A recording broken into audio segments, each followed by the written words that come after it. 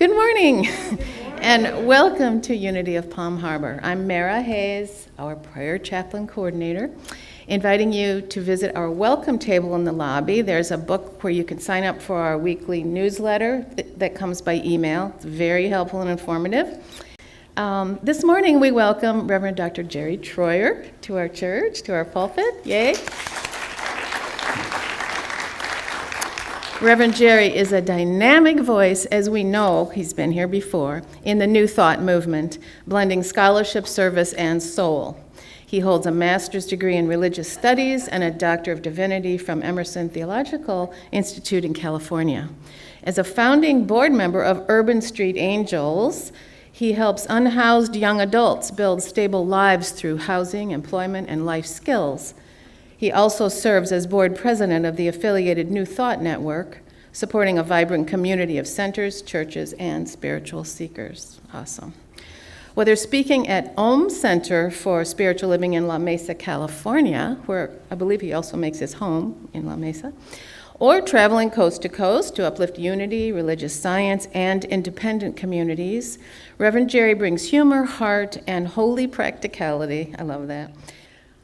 Now would you pray with me? Just a word of evocation, evoking, calling forward, calling to mind, to our awareness, the presence and the power of God right here and right now, knowing that God is always here, everywhere, all the time, no exceptions, the full power of unconditional love, of joy, of peace, of balance, of abundance, justice, and wholeness, always right where we are.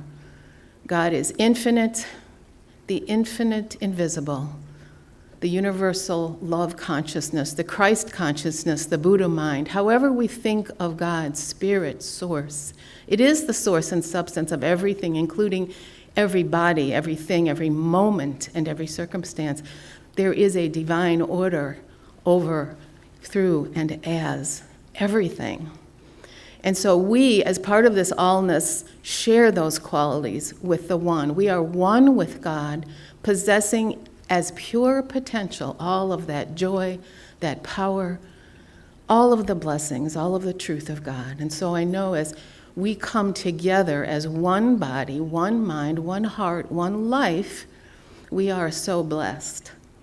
We are blessed with one another, blessed with this church, blessed with Reverend Jerry speaking today, his availability to speak Spirit's word as only he can do it.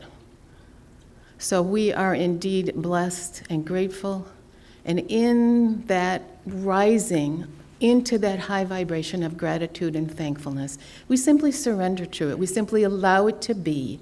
We let it be, and so it is. Amen.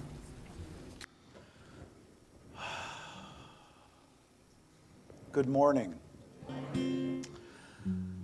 It is my honor and privilege to be with you this morning and lead us in our opening meditation. I invite you to just be comfortable where you are. Take a deep breath if you'd like. Close your eyes if you're comfortable.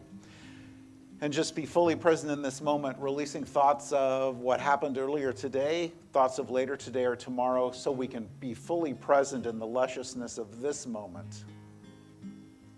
And I invite you to call to mind and call to heart that experience of home.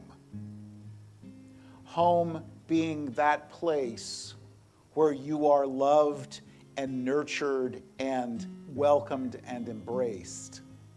That place where you are safe. That place where you are loved and that you love yourself. That you recognize that you are the beloved, that you are the essence, expression, and experience of Spirit right in this moment.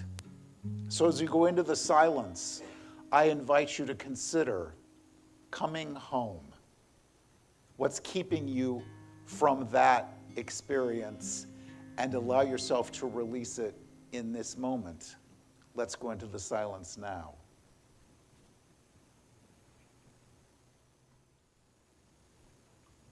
For this glorious day, for this opportunity to be together, for the reminder that right now in this moment, we are home. We give great thanks. And together we say, and so it is, amen.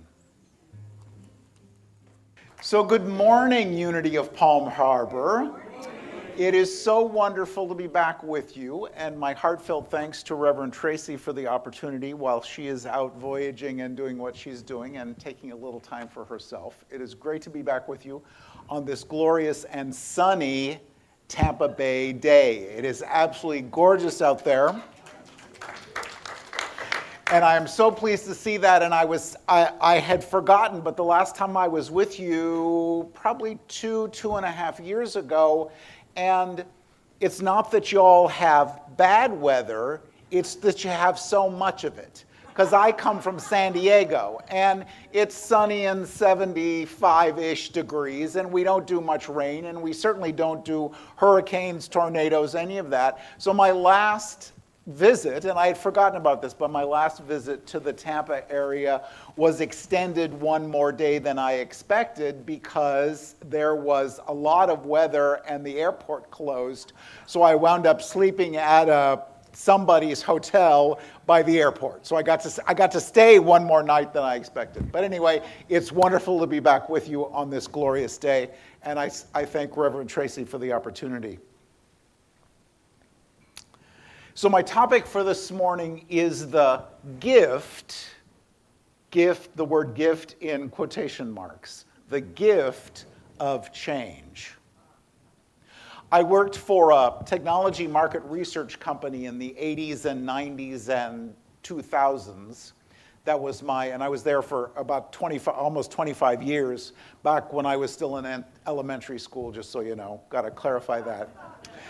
But when I first started with the company, and it was a wonderful company to work with, we were family owned. And so small company, 70 or so employees, absolutely wonderful. And over time, they decided to sell to a larger corporation, sell the company to a larger corporation. And so there was this campaign, and they made buttons that said, "Change is good."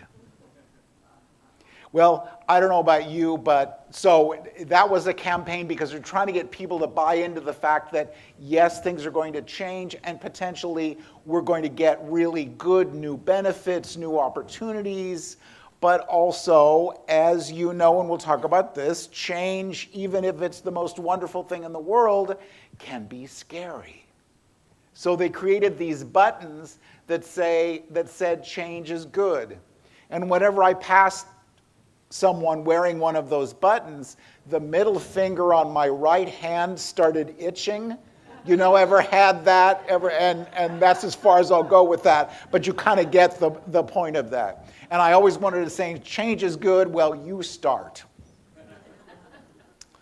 But as we know, something changed yesterday. The weather, and I'm not sure how your weather was yesterday, but it could have been cloudy or something, but something in the weather probably changed. Nature around us, and if you have plants or flowers or fruit trees in your garden, it might not be noticeable, but somebody grew a little or somebody dropped a leaf, but something changed. Our physical bodies might have changed, and I hate to say it, but I might have gotten one or two more gray hairs, and that's okay. But something changed. Nature around us, perhaps a belief that we carried with us, changed.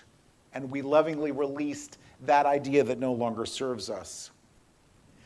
But maybe something more dramatic, a job situation, a relationship, the dynamics of a relationship changed. Something in our lives changed.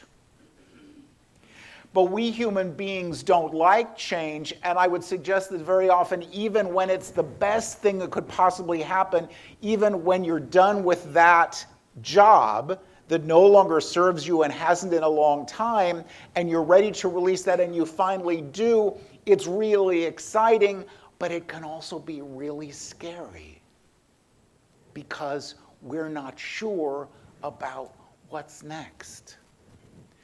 In our beloved community, and timing is everything because I know what you all are preparing to go through. And it's exciting because new opportunities for Reverend Tracey, new opportunities for Unity of Palm Harbor, and yet it can be scary. And there can be that fear, and what are we going to do now? We human beings don't like change, and you might know, and I think I'm pronouncing this properly, the amygdala is that area of our brain that says, that looks at or detects an upcoming change, and it says, I don't want that, I don't like that, and so we have the F's, fight, flight, freeze, or fear. Just those four, there's not one more, just those 4 F's. But we look at that and we anticipate that.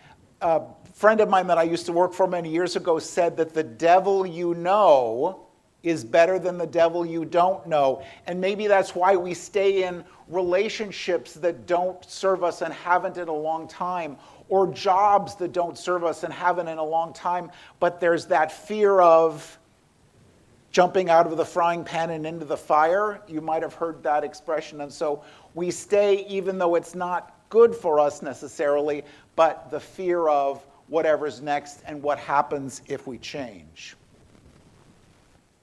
I recently found a wonderful book titled The 5 Invitations, Discovering What Death Can Teach Us About Life by Frank Ostaseski. And I hope you'll stay with me for the workshop, and I'll talk more about that. But I based the workshop on these 5 invitations.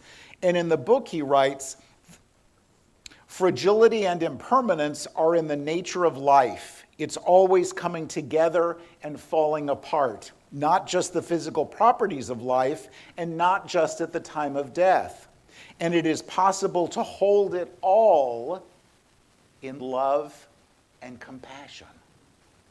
So that's what we're about this morning, is holding it all in love and compassion. Throughout our lives, whether we recognize it or not, we've all been through changes. Changes in our physical bodies, changes in our relationships. Just since the pandemic, consider in industry and the working world and the business world, the changes that have happened.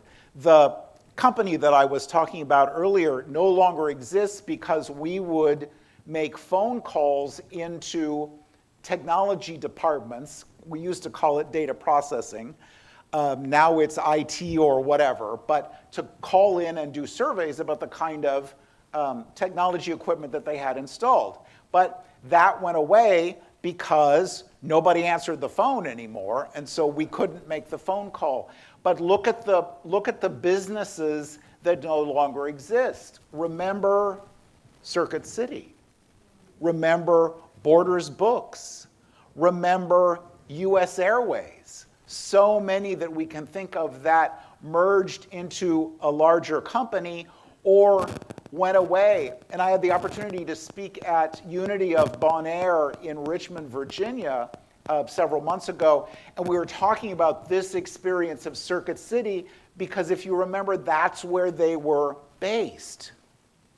And so many people in the group that I was talking with were almost lifelong, but career-long Circuit City employees, and all of a sudden, the last one out, turn off the lights. So that change, that experience of change and growth, but that whatever it is that we were planning on no longer is here. Relationships that we expected would stay forever. And Mary Morrissey talks about the fact that relationships never end because where is the relationship but in our minds and in our hearts? So it doesn't end, but the dynamics change. And so the marriage or the partnership no longer exists, or the person makes her transition and dies and goes on to their next experience. But so often those changes and those experiences. Our physical bodies, the color of my hair, and of our physical bodies not being able to do necessarily what we used to be able to do. All of these changes in our lives. If you spend any time reading the Bible, you know that so often, and in fact more than 450 times, the story in the Bible starts with, "And it came to pass." Now be aware, I did not sit and count the number of times in the Bible where that appears. Got that off the internet, which of course you can find anything that you want and a good amount of stuff that you don't want. But nonetheless, more than 450 times, it came to pass. Our dream vacation. Now from this coast, if you probably wouldn't go to Hawaii. I'm from San Diego, so we go to Hawaii. But you'd go to the Caribbean or you'd go to the Bahamas. But the dream vacation, lying by the pool with an adult beverage if you care to, or lunch. But unless you've won the Florida lottery, at some point you're going to need to come home. And that changes and that ends. Our time together today, at some point you will go home and help the Bucks beat the 49ers. And we'll talk more about that later, if you're into that. But that will change and this will end and you'll go home to do that and I will get on a plane and go back to San Diego. It came to pass. The best piece of chocolate cake you have ever had in your life, at some point you will have eaten it all, or the lemon or the whatever lights you up. But at some point we will have eaten it all. Often we attach a label to the change and label it as good or bad, which sometimes, and we'll talk more about this later as well, sometimes that keeps us from experiencing the amazing grace that is ours through these transitions and through these experiences, because we allow ourselves to stay stuck in the judgment of how it should be rather than how it is. But the 17th century samurai and poet Mizuta Masahide wrote, "Barns burned down, now I can see the moon." Interesting. And yet, whether we label it as good or bad, the change and the anticipation of change can bring us a huge emotional reaction. Now, this is big for me, and it's been 2 or 3 years since I've been with you, but I think we talked about this before, but you've slept since then, and so have I, so we're going to talk about it again. In New Thought, we say, all is well. Everything is as it should be. Everything is in divine order. It's all good. And all of those statements are absolutely true. Even though the fact is, we're terrified. The fact is, our hearts are breaking. The fact is, I don't know what to do. And you might be familiar with the terms spiritual bypass and toxic positivity. And those are those statements that we make to ourselves and to others out of love when we're trying to avoid allowing ourselves to feel what we feel. And how important it is for us to allow ourselves through this life and these experiences of change to recognize, yes, it's all good. Yes, it's in divine order. Yes, everything is as it should be, but I'm angry. I'm fearful. My heart is breaking. And recognize that and allow ourselves to feel what we feel. That's so incredibly important.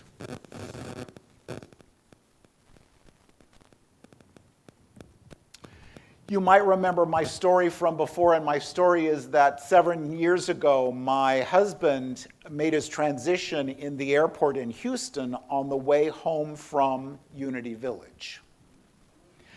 And this is big for me, and this topic is big for me because what I found was, had this experience, left his body in Houston, flew home to San Diego with 4 suitcases instead of 2 because I had mine and his, and got up the next morning and started to grieve And my ego said, no, you are a religious science minister. Everything is in divine order. Everything is as it should be. It's all good. He's in a better place. You know those things that we tell ourselves? And again, all of those statements were true, but the truth is that my heart was breaking and I needed to allow myself to grieve that experience and that loss. And it took me about a year to finally get up off the couch and to recognize that it was okay. And not only was it okay, but it was necessary for me to feel those feelings, to have that experience so that I could move forward and potentially invite other people to do the same. So we'll talk more about that this afternoon. One of my favorite authors, Debbie Ford, wrote, "What we can't be with," being grief, fear, loss, anger, "won't let us be." What we can't be with won't let us be. So allow those feelings, allow the whatever it is, and keep moving. And look at that and take care of ourselves and allow ourselves to process that through so that we can move forward. We might want to cover up our true feelings and not let anybody know because maybe I'm not so spiritual if I'm a spiritual being having a human experience and admitting that I'm in the human experience part. Because I don't know about you, but I am always charming and sparkling and wonderful and patient and understanding and compassionate and all of those things. Always. And what's with the laughter? And hateful and surly and cranky and judgmental and impatient and all of those things. Remember, the Sufi mystic poet Rumi talks about this human being is a guest house. We are a guest house with all of that wonderful spiritual stuff and all the rest of that stuff, using a purely spiritual term. And how important it is for us to allow ourselves to feel what we're feeling through this experience of change and newness. Allow ourselves to feel that so that we can process through. In the book Daring Greatly by Brené Brown, she writes, because we want to be perfect, we want to look and act perfect, but Brené Brown writes, perfectionism is not the same as striving to be your best. Perfectionism is not about healthy achievement and growth. Perfectionism is the belief that if we live perfect, look perfect, and act perfect, we can minimize or avoid the pain of blame, judgment, and shame. But it's a shield. Perfectionism is a 20-ton shield that we lug around thinking it will protect us, when in fact it's the thing that's really preventing us from taking flight. As we live in integrity with ourselves and others, when we live in honesty, we allow ourselves to include all of this. In the book that I'll use for the workshop this afternoon, he writes, wholeness does not mean perfection. It means no parts left out. So I am that, and I'm also that. Because if I don't welcome it all in, if I don't allow myself to recognize that I'm having that feeling, that emotion, they don't go away. They come out in surprising and wonderful ways. I believe that's where road rage comes from. You know, for the love of God, you're doing 50 miles an hour. Well, wait a minute. What's the speed limit? You're doing 40 miles an hour on the 60. I'm trying to get someplace, and you're talking on the phone in the left lane, and you're late. And I am so angry that I can't even tell you. Am I really angry that that person is driving the way they're talking? No. Quite possibly, it's that anger, it's that grief that I didn't allow myself to experience. It's the pizza. I was just going to eat half that pizza, and then all of a sudden, it's all gone. It's the package of lemon Oreos. It's the bottle of red wine. It's the pint of Ben & Jerry's. Well, now see, that's the difference. Because if you open a pint of ice cream, it doesn't keep. You know, you just need to eat the whole thing because it just doesn't keep once the oxygen gets to it. Go with me on this, would you please? It just doesn't keep. But so that's the difference. Louise Hay is quoted as saying, "I am safe. It's only change." What I know for myself, what I know for all of us, what I know for you, what I know for Unity of Palm Harbor is we are safe. It's only change. And so we love ourselves and allow ourselves to feel what we feel as we keep moving forward. We keep moving forward. So we'll do a deeper dive into all of this and the experience of change and some ideas on how to deal with it no matter what the change is. And maybe it's something that's happening right now in our lives. Maybe it's something that happened 10 or 20 or 30 or 40 years ago that we haven't allowed ourselves to look at, but to look at that and allow ourselves to process it through. Starts at 12:30, $20 love offering. We'll be out by 2 o'clock. Which gives you time, run through Publix, get the guacamole and chips, whatever you need to go home and help the Bucks win, you know, and I'm from California, but that's okay. The Bucks can win today.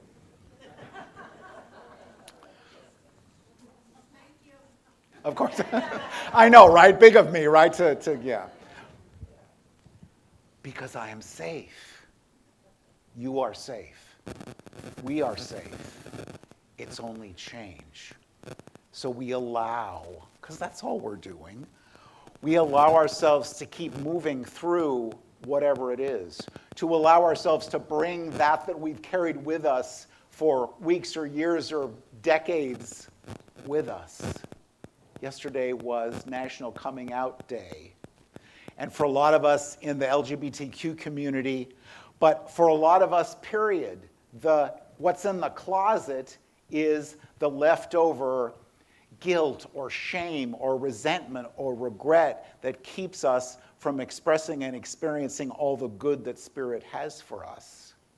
And today is the best possible day to shine the light, to release that so that we can move forward in the amazing lives that we're here to live.